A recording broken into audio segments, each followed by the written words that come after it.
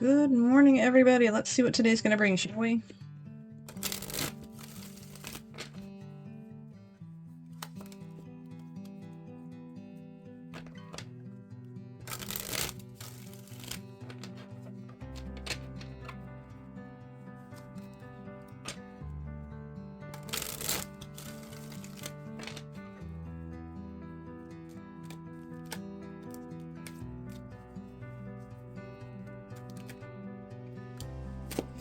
Not even going to question. Not even going to question it.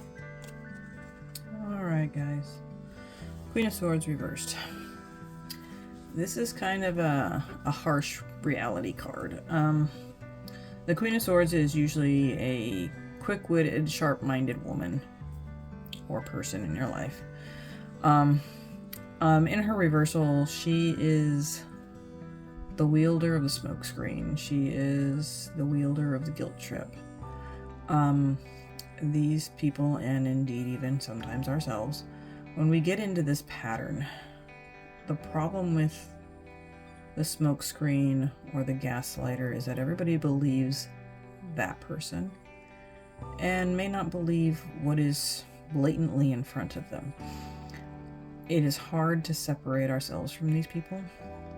And I don't like seeing the Queen of Swords in her reverse status because she can be a very challenging energy to cope with.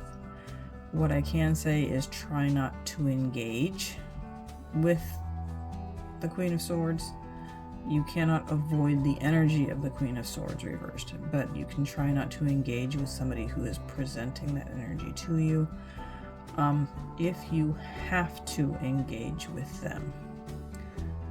My mother had the best advice. There are two words people cannot argue with. They cannot argue with, yes, you are correct. And they cannot argue with no. They really cannot argue with no. No is the answer, and walk away. It's not so much about defending your boundaries so much as standing your ground. You need to make sure that they are not putting you in a situation where you have to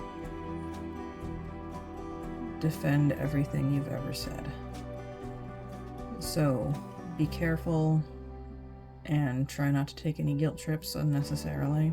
Honestly, if you've earned the guilt trip, you know better than I do if you did.